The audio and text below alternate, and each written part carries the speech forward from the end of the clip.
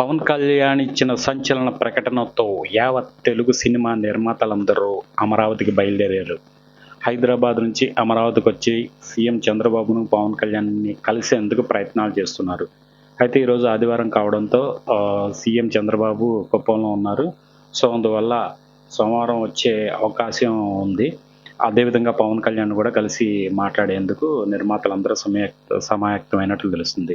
ఎందుకంటే కృతజ్ఞతాపూర్వకంగా కూటమి ప్రభుత్వాన్ని తెలుగు సినిమా నిర్మాతలు కలిశారని పవన్ ప్రశ్నించి ఒక ప్రకటన రిలీజ్ చేయడం సంచలనంగా మారింది.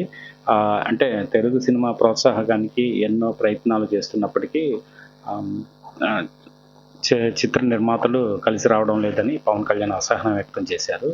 అదేవిధంగా జూన్ 1 నుంచి సినిమా థియేటర్‌లో బంద్ ప్రకటన అనేది కూడా దానిపై ఆయన సీరియస్ అయ్యారు. ఎందుకంటే పవన్ కళ్యాణ్ నటించిన 'హరిహర వీరమలు' త్వరలో రిలీజ్ కాబోతుంది.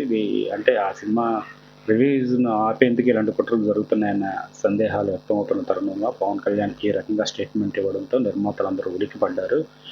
వీలైతే ఎంత క వెంటనే కుదిరితే అంత త్వరగా సీఎం చంద్రబాబుని, పవన్ కళ్యాణ్‌ని కలిసి తమ యొక్క కృతజ్ఞతలు తెలియజేయడంతో పాటు సినిమా పరిశ్రమలో ఉన్న సమస్యలను పరిష్కరించేందుకు చర్చించబోతున్నట్లు సమాచారం.